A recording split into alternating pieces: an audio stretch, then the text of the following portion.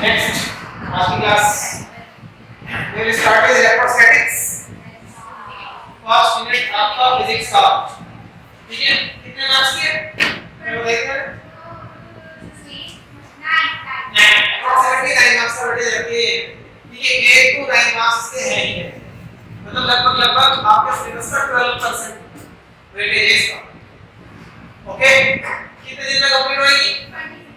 26 classes according to board, लगभग अभी तेरी लाइन, ठीक है?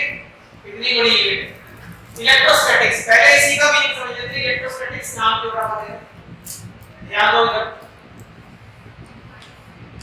इलेक्ट्रो वर्ड का मतलब होता है charge, electro word means charge and the word statics means rest. So it means in this unit we will be studying charges at rest. जब चार्ज रेस्ट पर होते हैं तब वो क्या-क्या फिनोमेना शो कर सकते हैं, तब उनकी प्रॉपर्टीज कैसे-कैसे काम करती हैं, ये सब आपको इलेक्ट्रोस्टैटिक्स में पढ़ना है, ठीक है? क्योंकि you will be studying about charges, इसलिए फर्स्ट हेडिंग ही चार्ज है। The first heading of the electrostatics unit is charge. Now what is a charge? Charge क्या है इसको समझना है। आप में से कौन बताएगा अपनी समझ के अकॉर्डिंग कि आपको क्या लगता है what is charge?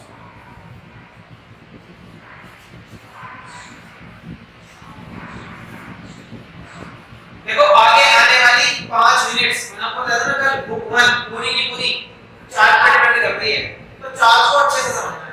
आज की पूरी क्लास चार्ज पे जाएगी। बताओ चार्ज क्या है? जो तुम्हें लगता है बता दो। प्लस माइनस कुछ भी पॉजिटिव चार्ज होते हैं, नेगेटिव चार्ज होते हैं, लेकिन आप ये बता रहे चार्ज क्या है, आप बता रहे हो चार्ज दो तरह के होते हैं। What is mass? ये कौन बताएगा what is mass? मास क्या होता है? 11th क्लास में मास चल रही थी, हर क्वेश्चन का ऑब्जेक्ट का मास होता था, है ना? 11th क्लास का पूरा मास था, यहाँ पूरा चार्ज चलेगा, 6 महीने चार्ज, 6 महीने कुछ और। आप 12th क्लास में पढ़े इसको। बताओ what is mass बताओ।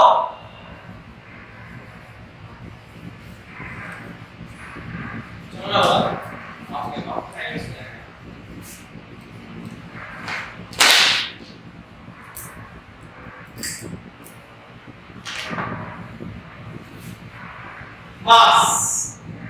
मास को आप कह सकते हो ये प्रॉपर्टी ऑफ मटेरियल, ये प्रॉपर्टी ऑफ एनी सब्सटेंस है due to which it is attracted towards the earth, या अगर ज्यादा प्रॉपर्टी बोलना है due to which it experiences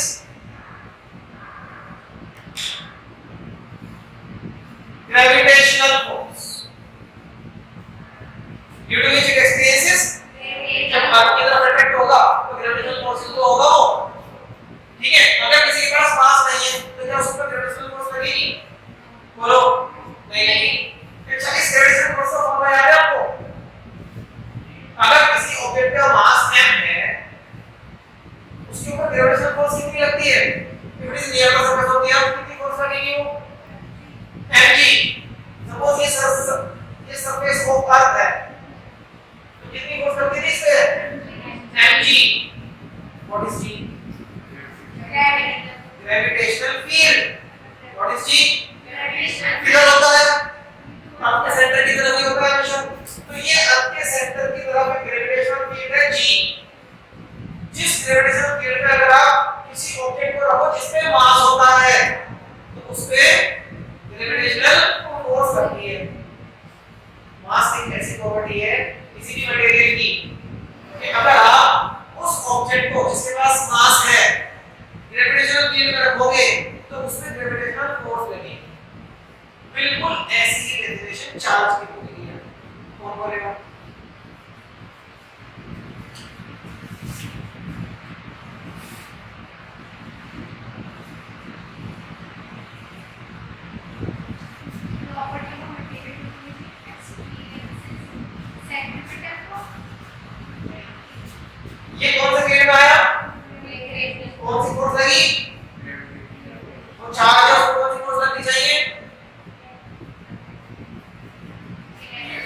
electrostatic force कौन से फील्ड में होगा? इलेक्ट्रिक फील्ड में। कौन से फील्ड में होगा? इलेक्ट्रिक फील्ड में। कई तरह के फील्ड होते हैं, आपने सब पढ़े हैं। ग्रेविटेशनल फील्ड आपने पढ़ा हुआ है, मैग्नेटिक फील्ड आपने पढ़ा हुआ है, इलेक्ट्रिक फील्ड आपने पढ़ा हुआ है। तीनों फील्ड आपने कुछ ना कुछ इनके बारे में पढ़ा है, नया कुछ नहीं है, बस डिटेल्स पढ़ जाएंगे अब सिलेबस में। ठीक है।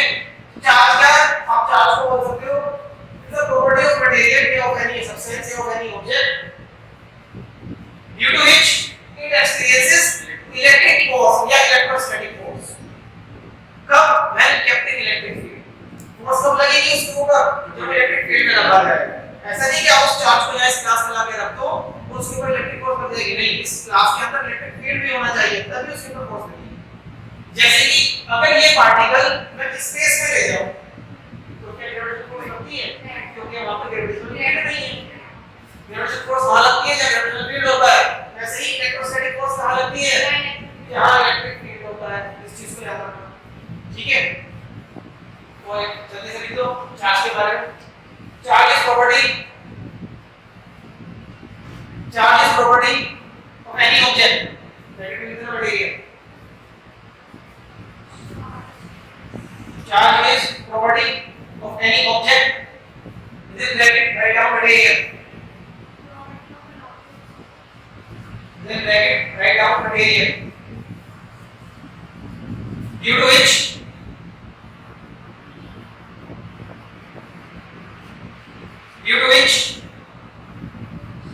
it experiences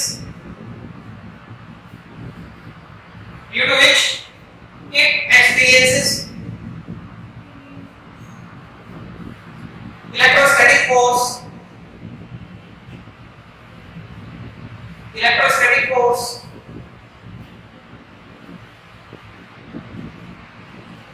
when kept in electric field. या इलेक्ट्रोस्टैटिक फील्ड भी लिख सकते हो। इलेक्ट्रोस्टैटिक वर्ड की जगह आप इलेक्ट्रिक वर्ड भी यूज कर सकते हैं। when kept in electrostatic field। ठीक है। तो अगर मैं इसी डायग्राम में थोड़ा सा चेंज कर दूं, पार्टिकल के मास की जगह पार्टिकल का चार्ज q से डिनोट करेंगे। Charge will be denoted with the letter q। और ग्रेविटेशनल फील्ड की जगह इलेक्ट्रिक फील्ड लगा दूं तो फोर्स mg की जगह क्या हो जाएगी? m की जगह क्या आ चुका है? g की जगह क्या आ चुका है? फोर्स क्या हो जाएगी? ये फॉर्मूला आपको 3 दिन बाद बताया जाएगा, लेकिन आपको आज पता चल गया। क्यों पता चला? क्योंकि आप इस स्टडी को उस स्टडी के साथ रिलेट कर रहे हो जो आपको ऑलरेडी आता है। आती हुई चीजों से नई चीज मिला के पढ़ते हैं तो समझ में आता है। ठीक है। वैसे फॉर्मूला आएगा अभी इलेक्ट्रिक फील्ड की हेडिंग से ब्रेड एक्सेप्टर वहां आएगा। ठीक है। बट समझ में आ गया ना कॉन्सेप्ट क्या है? ये है चार्ज। ठीक है। अब चलो ये समझ में आया कि चार्ज है क्या, कैसे काम करता है। एक प्रॉपर्टी है किसी मटेरियल, ऐसी प्रॉपर्टी कि अगर उस प्रॉपर्टी के साथ वाला मटेरियल इलेक्ट्रिक फील्ड में डालोगे तो उस पर फोर्स लगेगी, इसका नाम इलेक्ट्रोस्टैटिक फोर्स है। बट ये चार्ज आया कहां से? ये चार्ज आया कहां से? स्टार्टिंग कहां से होती है इस कांसेप्ट की? क्या हर चीज के पास चार्ज है? इस बोतल के पास, इस टेबल के पास, इस पेन के पास, या मेरे पास है, तुम्हारे पास, या इस आईपैड के पास, ये सब चीजों के पास चार्ज है। कुछ चीज ऐसी होती है जिन पर चार्ज हो सकता है। ये बताओ, कुछ चीज ऐसी होती है जिन पर चार्ज हो सकता है? सकता है, सबके पास है। तो नेक्स्ट 6 क्लास की स्टेटमेंट याद करते हैं साइंस की। Everything is made up of atoms and molecules, है ना? छोटे बच्चों की स्टेटमेंट साइंस में पढ़ा था, कब याद आया? जब मैंने पुरानी स्टेटमेंट याद दिला दूंगा। कल आपको एक स्टेटमेंट याद दिलाई थी मैंने, लाइक चार्जेस अनलाइक चार्जेस, और अनलाइक चार्जेस वाली। Like charges repel, unlike charges attract. ये बहुत पहले पढ़ी थी, अभी 5-6 साल पहले पढ़ी थी। 6 क्लास की बातें हैं। ऐसे एक स्टेटमेंट है जो न्यूटन ने बोला है, क्या बोला है? Everything is made up of atoms and molecules. And atoms are made up of charge. Atoms are made up of 3 types of particles. ये आप केमिस्ट्री को अच्छे से समझते हो। कौन कौन से पार्टिकल एटम के अंदर? Electron, proton and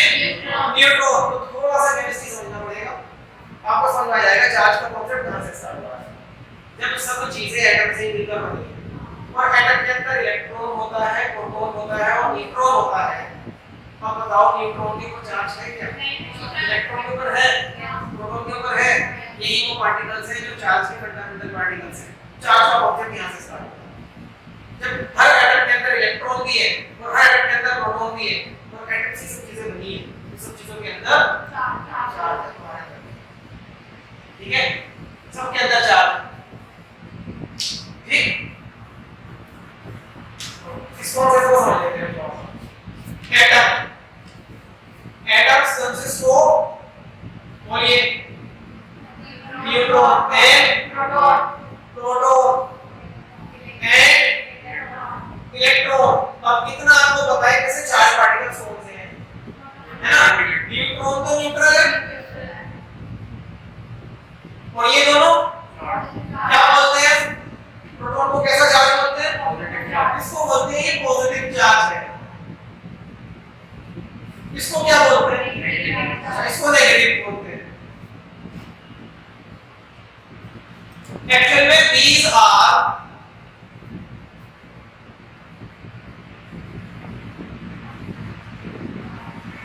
fundamental charge particles। ये फंडामेंटल चार्ज पार्टिकल्स, फंडामेंटल मतलब बेसिक, जहां से कोई चीज स्टार्ट होती है उसको बोलते हैं फंडामेंटल। जैसे बायोलॉजी के बच्चे समझते होंगे, हम बायोलॉजी पूछते हैं what is fundamental unit of life? Cell. Cell से लाइफ का कॉन्सेप्ट समझ में आता है क्योंकि हर सेल एक अपने आप में यूनिक स्ट्रक्चर है। ठीक है ना? ऐसे ही ये चार्ज का फंडामेंटल पार्टिकल है। कहीं भी चार्ज होगा, रीजन होगा इलेक्ट्रॉन या प्रोटॉन। रीजन क्या होगा? आइदर इलेक्ट्रॉन और प्रोटॉन, ये रीजन होगा इसका। ठीक है, चलो अब एक चीज और बताओ, इलेक्ट्रॉन पे कितना चार्ज होता है? ये तो पता है आपको, कहीं कहीं ना कहीं पढ़ा। इलेक्ट्रॉन पे कितना चार्ज होता है? 1.6 1 आगे कुछ 31 माइनस। चलिए मैं बता देता हूं, इधर देख लीजिए थोड़ा सा। इलेक्ट्रॉन के ऊपर चार्ज होता है 1.6 into 10 to the power minus 19 coulomb. Coulomb is the unit of charge, SI unit। What is the unit of charge? Coulomb. Scientist का नाम है, ठीक है, उसके नाम पे लगा है। इलेक्ट्रॉन पे इतना चार्ज होता है लेकिन कैसा? नेगेटिव। प्रोटॉन के पास भी इतना ही चार्ज है। कूलम के लिए कैपेसिटी लिख सकते हो, प्रोटॉन के पास भी same amount of charge but it is positive. किसके पास ज्यादा चार्ज है? प्रोटॉन के पास। इलेक्ट्रॉन के पास कम है। यहाँ पर पॉजिटिव और नेगेटिव का मतलब है two types of charges, two nature of charges. Charge दो तरह का होता है, उन दो तरह के चार्ज को दिखाने के लिए सिंबल यूज करा गया है, एक प्लस एक माइनस। और यहाँ पर प्लस और माइनस का मतलब कम और ज्यादा नहीं है। प्लस मतलब one nature of charge, minus मतलब अपोजिट नेचर ऑफ चार्ज। जो दूसरा नेचर है वो बिल्कुल अपोजिट है। ठीक है, वो बिल्कुल अपोजिट है। अनलाइक मास, मास पॉजिटिव नेगेटिव नहीं होता, मास एक ही तरह का होता है। ये मास और चार्ज में थोड़ा सा डिफरेंस आ गया। अभी आपने जब बात की क्लास स्टार्ट की है तो चार्ज को मास के साथ रिलेट करके पढ़ा। मास भी मैटर की प्रॉपर्टी है, चार्ज भी मैटर की प्रॉपर्टी है। मास एक ऐसी प्रॉपर्टी है कि अगर आपने उस मटेरियल को ग्रेविटेशनल फील्ड में डाला तो ग्रेविटेशनल फोर्स लगेगी। चार्ज एक ऐसी प्रॉपर्टी है कि अगर आपने उस मटेरियल को इलेक्ट्रिक फील्ड में डाला तो इलेक्ट्रिक फोर्स लगेगी। लेकिन मास उसी की तरह का होता है, उसका पॉजिटिव नेगेटिव की कैसे दिखती है तरह का। चार्ज दो तरह के पाए जाते हैं, एक को पॉजिटिव बोलते हैं, दूसरे को नेगेटिव, और ये दोनों एक दूसरे के अपोजिट नेचर के होते हैं। ये दोनों एक दूसरे से अपोजिट नेचर के होते हैं। तो इट डजंट मीन कि ये चार्ज ज्यादा है ये इसका मतलब बिल्कुल नहीं। दोनों के पास इक्वल एंड अपोजिट चार्ज है। ओके,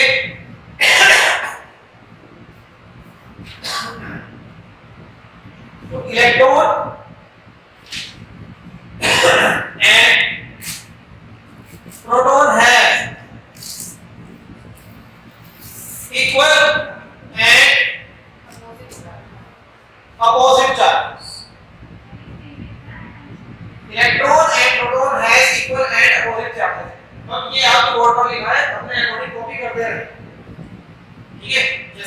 लगे वैसे कॉपी करते हैं, सारी इन्फॉर्मेशन आपको दे रहा हूं, सारी इन्फॉर्मेशन आपको याद रखनी है, इसको पैराग्राफ में दिखाऊंगा तो बोरिंग हो जाएगा। डन।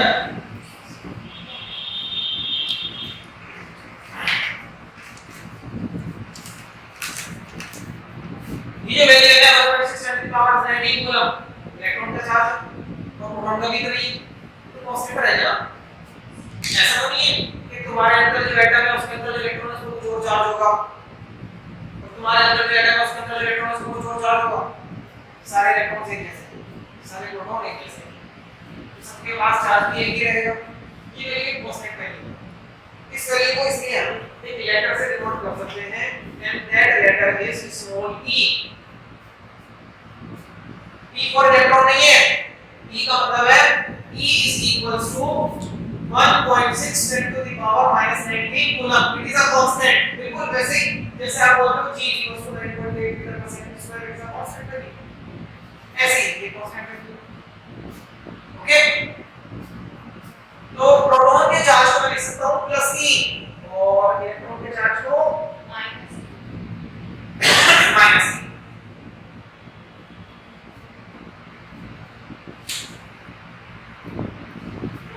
ओके, e का मतलब समझ आएगा, this is the value of e, उसको याद रखिएगा, ये क्लास का पहला कांस्टेंट है। ठीक, चलो अब मैं एक एटम बना लेता हूं और उसके अकॉर्डिंग आपसे कुछ क्वेश्चन पूछूंगा। एटम सोडियम का बना लेते हैं, सोडियम का एटम नंबर सबको याद है क्या? 23। कौन सी क्लास में आया हो?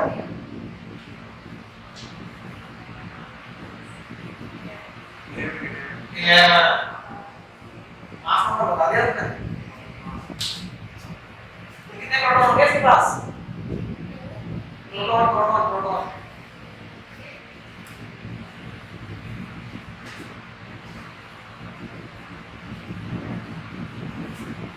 कितने प्रोटॉन होंगे? कितने इलेक्ट्रॉन होंगे? प्रोटॉन 11 ही होंगे और इलेक्ट्रॉन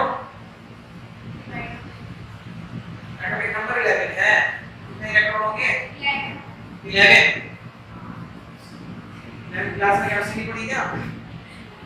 अरे तो 9 तो अलग ही बता देगा, 9 का वाला जो केमिस्ट्री पढ़ता है वो बता देगा ऐसा। अरे जितना एटॉमिक नंबर होता है उतना ही इलेक्ट्रॉन होते हैं, उतने ही प्रोटॉन होते हैं। कितना नंबर है? कितना है? कैसे आ रहा है? 84 वो तो 48 भी लग रहे हैं। सर बस थ्योरी थ्योरी आई थी केमिस्ट्री में कितना बढ़िया है और जस्ट सो पढ़ते सारे कितने बड़ा क्वेश्चन 11 इलेक्ट्रॉन्स। इतने आसान क्वेश्चन का आंसर ऐसे आया करोगे, ये कैमरा क्या बोलेगा? 2 8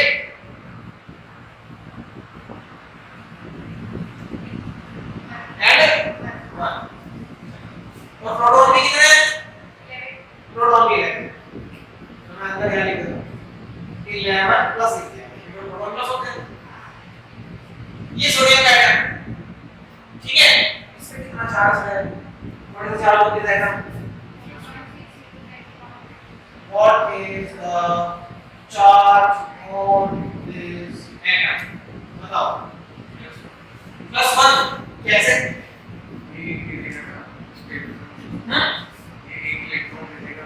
अरे अभी बताओ, जब ये लेकर जब दे देगा नहीं पूछ रहा, अभी इसमें कितना चार्ज है? माइनस है भाई, कितना चार्ज है इसमें? प्लस कितना? +11 +1 +11 कैसे? +11 कैसे? अच्छा, इसके पास कितने प्रोटॉन्स हैं? नंबर ऑफ प्रोटॉन्स, तो उनकी वजह से कितना चार्ज होगा? Total charge due to protons कितना होगा? अरे एक प्रोटॉन का चार्ज कितना है? 11 प्रोटॉन्स का चार्ज कितना होगा? 11 भी प्लस होगा माइनस कितने इलेक्ट्रॉन?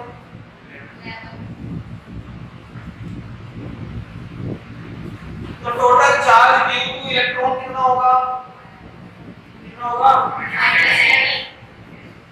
टोटल चार्ज कितना है एटम पे, बताओ टोटल चार्ज ऑन एटम कितना है, +11 ई -11 ई कितना होगा, कितना,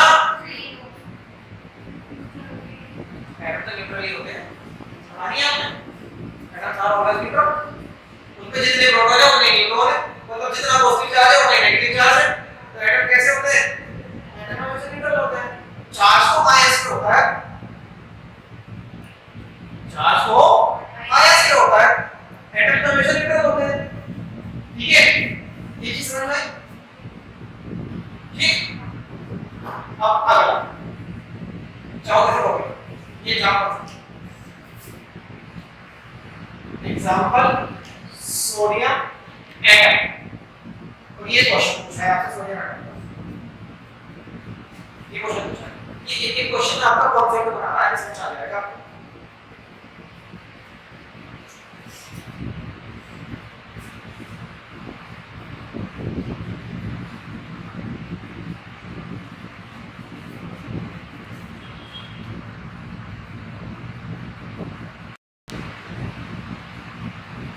नेक्स्ट एग्जांपल देखो, नेक्स्ट एग्जांपल मैं कर देता हूं आपके लिए Na प्लस आयन, ये कैसे बनेगा, ये कैसे बनता है, एक इलेक्ट्रॉन, अब ये क्या है, अब ये Na प्लस है, ठीक है, now the question is what is the charge on this, ये क्या है, ये आयन है, what is the charge on this ion, अब बात करो और नहीं करो यही सोच के बताओ नंबर ऑफ प्रोटॉन्स कितने हैं, 11 ही है, नंबर ऑफ इलेक्ट्रॉन्स कितने हैं, एक तो गया, कितने इलेक्ट्रॉन्स हो गए 10, तो ये कितना बनेगा -10 ई, टोटल चार्ज तो कितना आया +1 E plus E, and what is e 1.6 10 to the power -20 coulomb, कितना चार्ज है इसके पास, आप केमिस्ट्री में बोलते हो इसके पास चार्ज हो गया +1 का मतलब होगा आप बोल रहे हैं +1 ई ई की वैल्यू है, ये आपको केमिस्ट्री में नहीं पता था, आपको फिजिक्स पता है कि +1 का मतलब था +1 ई, +1 का मतलब था एक इलेक्ट्रॉन गया, एक इलेक्ट्रॉन जाने से कितना चार्ज इसके ऊपर आ गया, वो ये है, उस ई की वैल्यू लिखोगे तब चार्ज पता चलेगा,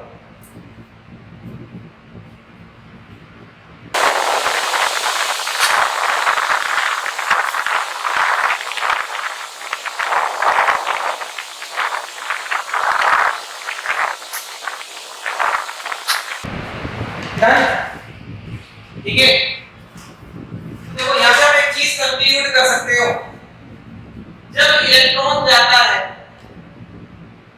तो ऑब्जेक्ट पे कैसा चार्ज आ जाता है, किसी न्यूट्रल ऑब्जेक्ट से अगर इलेक्ट्रॉन हटाओगे तो उस ऑब्जेक्ट पे कैसा चार्ज बचेगा, ठीक है, नाउ द नेक्स्ट एग्जांपल है मेरा ये वाला आयन, देखो सोडियम एटम तो इतना था, अगर हम इसके पास एक इलेक्ट्रॉन और ले हम कैसे नहीं करते हैं, ठीक है, सपोज ये पॉसिबल है कि इसके पास एक इलेक्ट्रॉन अपना और दे दिया, तो अब ये क्या बन जाएगा Na माइनस बन जाएगा, now how many protons it is 11 but how many electrons 12, तो कितना चार्ज होगा 12 इलेक्ट्रॉन्स का, इससे अब कितना चार्ज है -1, जब इलेक्ट्रॉन आता है तो नेगेटिव चार्ज आता है, और जब इलेक्ट्रॉन चला जाता है तो क्या बचता है पॉजिटिव चार्ज बचता है, ठीक है, ये याद रखना, इस एग्जांपल को भी करो, एग्जांपल 1 एग्जांपल 2 और फिर एग्जांपल 3, पिछले वाले का नंबर एग्जांपल 2 कर दीजिएगा, and this is example number 3, what is the charge on this Na minus ion, suppose ये Na माइनस पॉसिबल है तो इसमें कितना चार्ज होगा,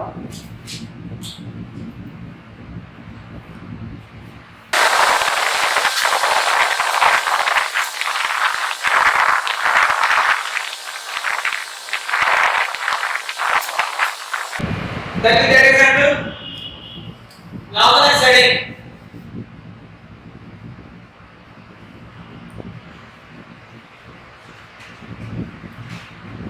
प्रॉपर्टीज ऑफ इलेक्ट्रिक चार्ज, जिसका पूरा नाम इलेक्ट्रिक चार्ज है।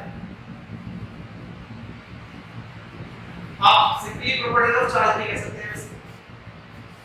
Properties of charge in all we will study 5 properties, 5 properties हैं और इस साइड के साथ इसकी क्लास में खत्म हो जाएगी और आपने आपकी सारी प्रॉपर्टीज कर ली। बस लिखनी बाकी है, कहीं कहीं कुछ दिक्कत होगी तो आपको एक्सप्लेन तो करेंगे। फर्स्ट वन जल्दी से लिख लो, वही पुरानी क्लास वाली statement, unlike charges attract each other while like charges repel each other. This is the first property.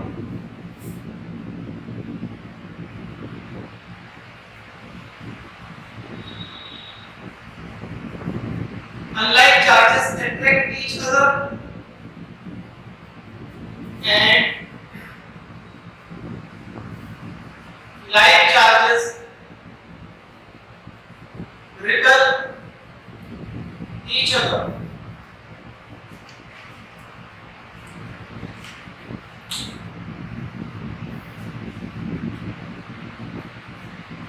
Second property,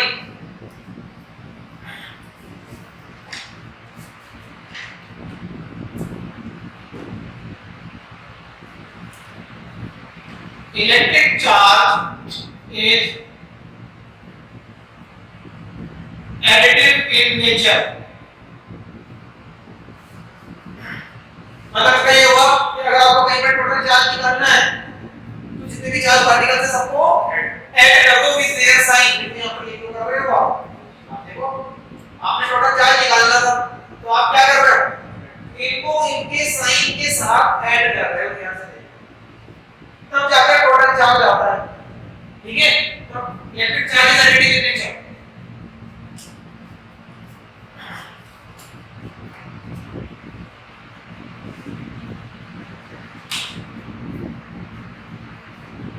Next property, total charge on an isolated system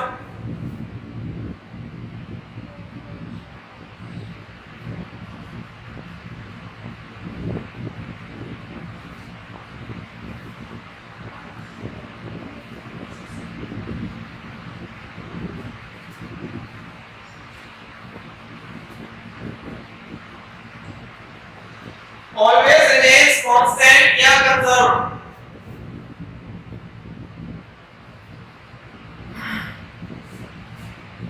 always remains constant या conserved। ठीक है, इसको हम बोलते हैं conservation of charge।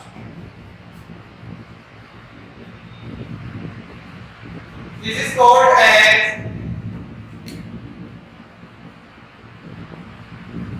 conservation of electric charge। this is known as conservation of electric charge। अगर आपसे पूछे what is conservation of charge तो ये स्टेटमेंट देना है थर्ड पॉइंट। अच्छा, कंजर्वेशन ऑफ एनर्जी याद है किसी को? Law of conservation of energy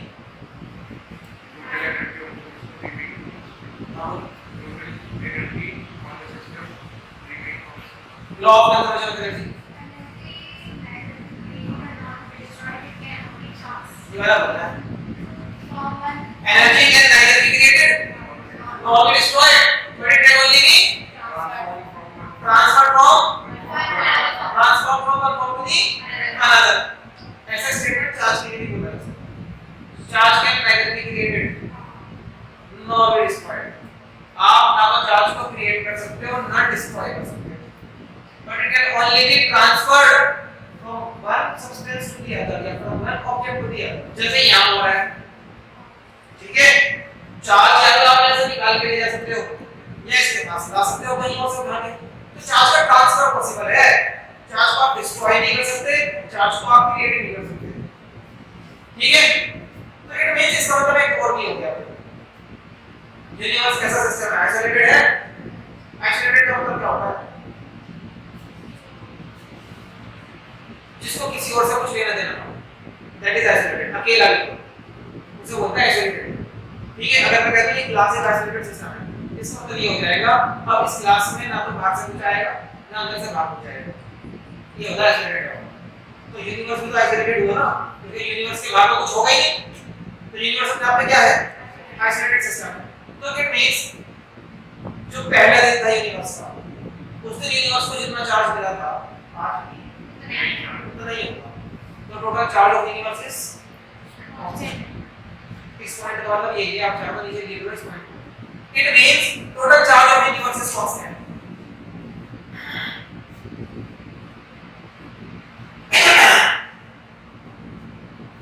Total charge of universe is constant.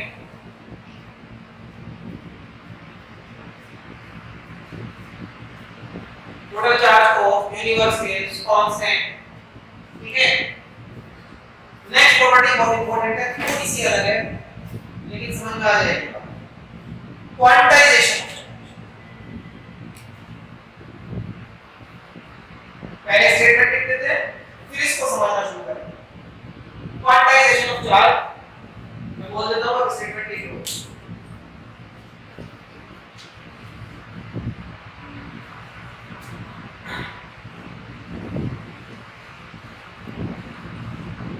Quantization of charge means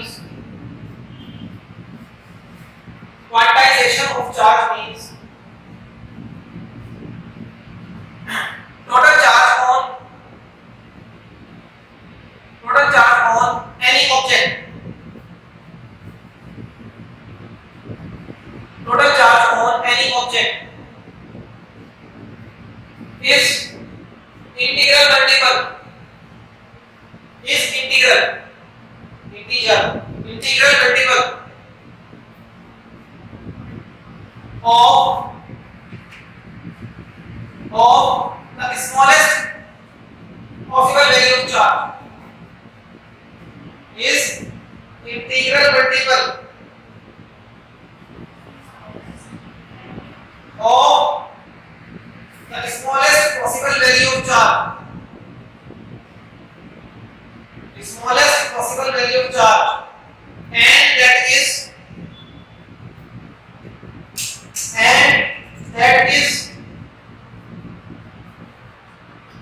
1.6 10 to the power minus 19 coulomb. सबसे छोटा चार्ज तो यही है ना, x से छोटा चार्ज है, फंडामेंटल यही है ना, आखिरी क्लास में स्टार्टिंग में ही बोला है। ठीक है, ये है क्वांटाइजेशन ऑफ चार्ज। अब क्वांटाइजेशन का मीनिंग समझते क्या है? देखो क्वांटाइजेशन का मीनिंग समझने के एग्जांपल्स हैं। कुछ एग्जांपल्स आपको समझ आएगा what is quantization. Quantization of footwears. Footwears का क्वांटाइजेशन क्या होगा? इस स्टेटमेंट को रिपीट कर सकते हो?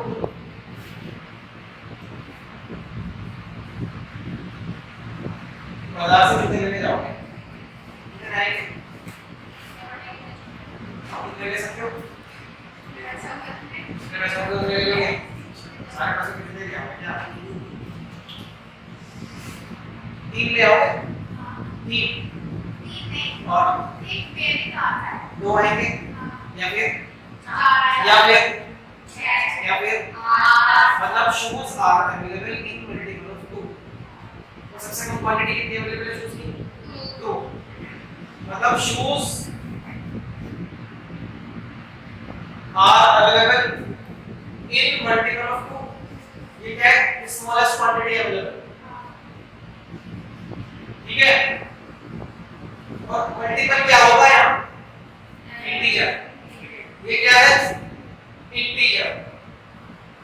शूज क्वांटाइजेशन ऑफ शूज का मतलब होगा कि टोटल नंबर ऑफ शूज आपके पास जितने भी होंगे वो होंगे इंटीजर मल्टीपल ऑफ 2 के अकॉर्डिंग। n क्या है? n can be 1, n can be 2, n can be 3, n can be 4, n can be 5। 1 into 2 कितने शूज होंगे तुम्हारे पास? अगर आपके पास 2 पेयर है तो 2 into 2 कितने शूज होंगे आपके पास? या फिर 0 भी हो सकते हैं। 0 into 2 आपके पास शूज है ही नहीं, मतलब फिर तो वो क्वांटिटी नहीं। अगर है तो then it is multiple of 2। ठीक है, इसको बोलते हैं क्वांटाइजेशन। क्वांटाइजेशन का मतलब होता है क्वांटाइजेशन। क्वांटाइजेशन मतलब क्वांटिटी से स्मॉलेस्ट क्वांटिटी। ये उस चीज की स्मॉलेस्ट क्वांटिटी कितनी है, फिर वो चीज उसी क्वांटिटी के मल्टीपल में अवेलेबल होगी। इसको होता है क्वांटाइजेशन। ठीक है, एक और एग्जांपल दो। सपोज कोई डिश प्रिपेयर करनी है, उस डिश की रिक्वायरमेंट है कि उसमें 2.5x डालेंगे। 2.5 एच करेंगे, ये उसकी रिक्वायरमेंट है। इससे कम या ज्यादा लगा तो टेस्ट नहीं हो जाएगा, ठीक है। अब 2.5 एच मिल जाएंगे बता सकते कितने लाओगे? आप तो 2.5 कर रहे हैं लाकर देखो तो आप कितने लाओगे? 3 लाओगे। x are available in multiple of 1, उसकी मिनिमम क्वांटिटी 1 है, ठीक है। अब आप घर पे लाके तीनों को ब्रेक करो, तीनों को निकालो, उसको थोड़ा सा बचा लो, बाकी पार्टीज बना लो, आपकी मर्जी, आप ऐसे करोगे 2.5 करेंगे, है ना। बट x बाकी से आपको मल्टीपल ऑफ 1 ही मिलेंगे। ऐसे ही चार्ज आपको इन मल्टीपल ऑफ 1.6 × 10⁻⁹ कूलम के मिलता है, ठीक है। चार्ज किसके मल्टीपल में मिलता है? The minimum possible amount of charge is this, ये मिनिमम चार्ज है, इससे कम चार्ज नहीं। और अगर आपको इससे ज्यादा चाहिए तो इससे ज्यादा 1.7 × 10⁻⁹ कूलम होगा, नहीं ऐसा। इससे ज्यादा कितना होगा? आगे कोई इंटीजर लिखो, वो होगा इससे ज्यादा, ठीक है। अगर अभी n 1 है तो नेक्स्ट अमाउंट होगा n को 2 करके, उसका नेक्स्ट अमाउंट होगा n को 3 करके। This formula will give you total amount of charge on any object, ये फार्मूला है, and this is the first formula of your class 4 तो टोटल चार्ज को अगर मैं q लिखूं इज इक्वल टू 10 और इसको क्या लिखते हैं? And this charge can be plus और माइनस, तो बताइए ना प्लस का होगा, प्लस का होगा जब इलेक्ट्रॉन निकाल लिया, माइनस का होगा इलेक्ट्रॉन इसने ले लिया। एक्सेस ऑफ इलेक्ट्रॉन से माइनस चार्ज आता है, एंड डेफिसिट ऑफ इलेक्ट्रॉन मतलब इलेक्ट्रॉन की कमी से पॉजिटिव चार्ज आता है, इस बात को याद रखना, ठीक है। अगर एक्सेस ऑफ इलेक्ट्रॉन्स होंगे किसी चीज पे तो इसका मतलब क्या है? नेगेटिव चार्ज होगा उस चीज पर। डेफिसिट मतलब कमी, अगर किसी चीज पर इलेक्ट्रॉन्स की कमी हो जाए तो इसका मतलब उस पे कैसा चार्ज होगा? मींस आपने इलेक्ट्रॉन्स किसी को दिए तो उस पे चार्ज कैसा आएगा? माइनस। किसी से इलेक्ट्रॉन्स ले लिए तो उस पे चार्ज कैसा आएगा? Positive plus. So charges of two types, charge has two natures.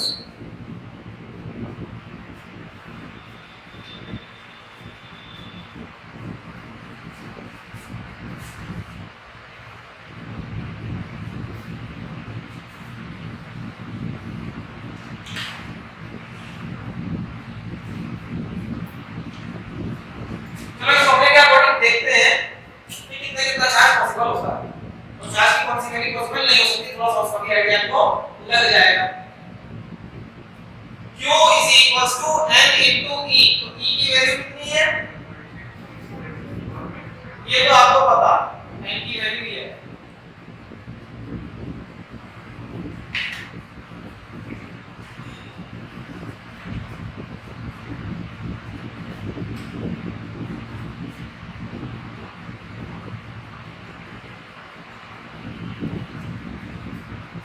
Suppose हमने एक इलेक्ट्रॉन ट्रांसफर करा तो कितना चार्ज आएगा?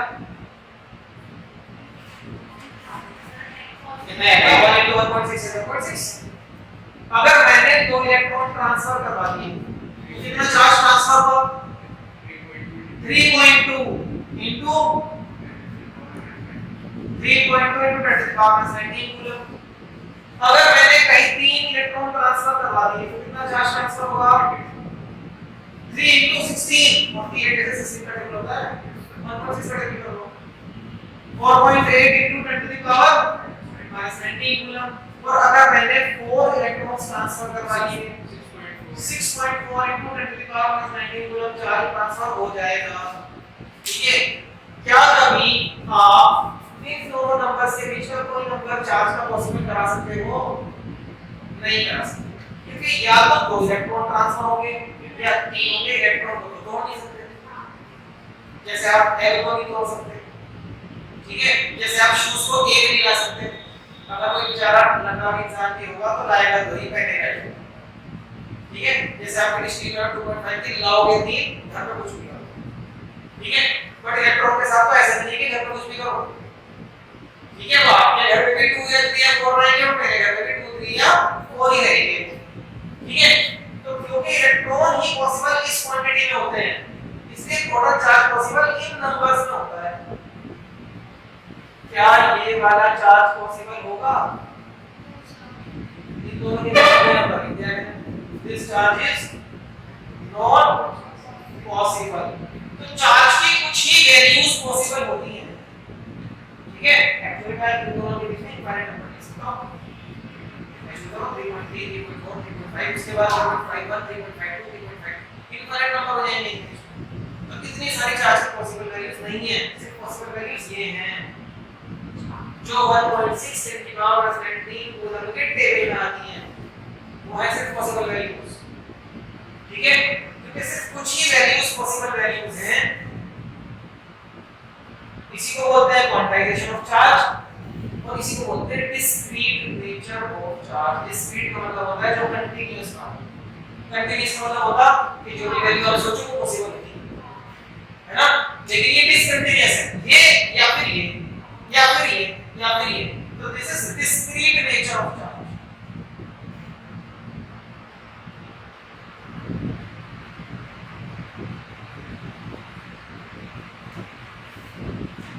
इस एग्जांपल को कॉपी कर दो, सबको काफी कुछ याद रहेगा।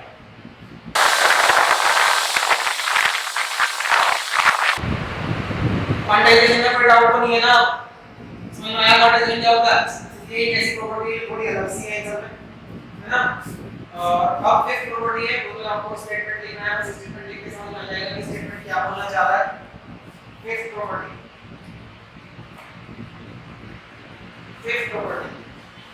लिख लिए तो बोल देता हूं।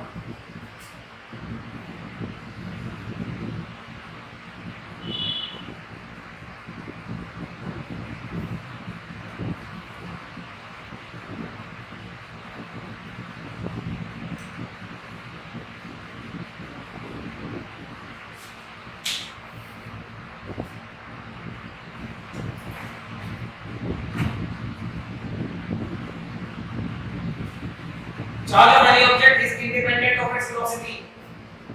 Charge of any object is independent of its velocity. मतलब अगर कोई ऑब्जेक्ट रेस्ट पर है और अभी उसके पास 5 कूलम चार्ज है और वो चल पड़े किसी भी स्पीड से, तब भी उसके पास कितना चार्ज रहेगा? 5 कूलम ही रहेगा। वो चले या रुका रहे, उसका चार्ज चेंज नहीं होने वाला, मास चेंज होता है। अगर कोई ऑब्जेक्ट बहुत हाई स्पीड से मूव करना शुरू कर देता है तो मास चेंज होता है, चार्ज कभी चेंज नहीं होगा। Charges independent of the velocity. अगर कोई object rest पर है and it is having 2 coulomb charge, now it is in motion, it will still be having mass बदल जाता है, okay? मास बदल जाता है। थोड़ी रिलेटिविटी में आइंस्टाइन ने दी है, उसने वहां से पूछ दिया कि अगर ऑब्जेक्ट बहुत ज्यादा हाई स्पीड से at speed which are comparable to the speed of light, कितने हाई स्पीड से ऑब्जेक्ट मूव करना शुरू कर दे, उसका मास बढ़ जाता है, उसका मास इंक्रीज करने लगता है, ठीक है। तो mass depends on velocity but charge no, charge independent है वेलोसिटी। ये आपकी फिफ्थ प्रॉपर्टी है, चार्ज हो गया, ठीक है। तो in all these are the 5 properties of electric charge जो आपको याद रखनी है। ये आज की क्लास का हमारा पूरा खत्म हो गया, ठीक है। एक क्वेश्चन करते हैं 4 प्रॉपर्टी को लेकर, उस क्वेश्चन के साथ क्लास को कर देते हैं आज खत्म।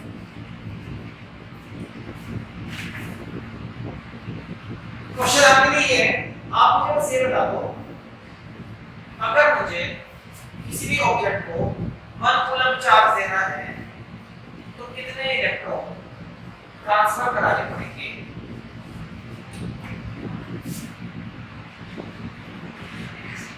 How many electrons gives 1 coulomb charge? कौन सा फॉर्मूला यूज कर रहे हैं? Q is equals to क्या निकालना है? n। क्या बताया गया है? Q कितना? n into। इसको सॉल्व कर दोगे, इसको सॉल्व कर दोगे तो ये निकलता होगा, ठीक है। सॉल्व करके यहाँ पर आंसर लिख लेना और आप मुझे बताएंगे कि इस आंसर का वैल्यू क्या है, ठीक है। ये कितने इलेक्ट्रॉन मिलकर 1 कूलम चार्ज बनाते हैं, वो नंबर छोटा है या बड़ा है ये आपको डिसाइड करना है। सभी कर रहे हो क्या?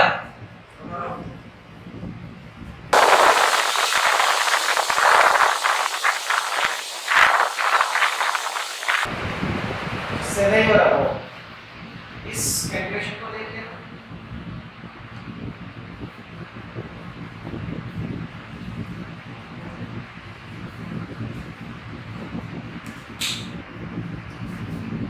ये तो आपने करा ही होगा ना टेंशन वाला स्टैंडिंग ऊपर चली जाएगी रेटिंग जाएगी अब रह गया हमारा 1.6 को कैसे सॉल्व करो इससे x ले ये रह जाएगी केवी पावर रह जाएगी इस डेसिमल का टावर ऊपर क्या हो जाएगा 100 अपॉन 16 तो सोल्व हो सकता है 16 6 26 4 अपॉन 16 होगा 1.25 4 अपॉन 16 होगा 25 तो आंसर आ गया 6.25 और 18 इलेक्ट्रॉन्स नंबर जो है कि बहुत बड़ा है बहुत सारे इलेक्ट्रॉन्स चाहिए 6.25 into 10 to the power 18 electrons चाहिए इतना चार्ज इकट्ठा करने के लिए तो 1 कूलम चार्ज छोटा है बड़ा जिस चार्ज को इतने सारे इलेक्ट्रॉन्स मिलकर बनाते हो चार्ज तो बड़ा होगा ना तो 1 कूलम चार्ज को नंबर में बचाना मन लिखा है लेकिन 1 कूलम चार्ज एक्चुअली में काफी बड़ा चार्ज है उस चार्ज को लाने के लिए बहुत सारे इलेक्ट्रॉन्स ट्रांसफर कराने होते हैं ठीक है ये लार्ज अमाउंट ऑफ इलेक्ट्रॉन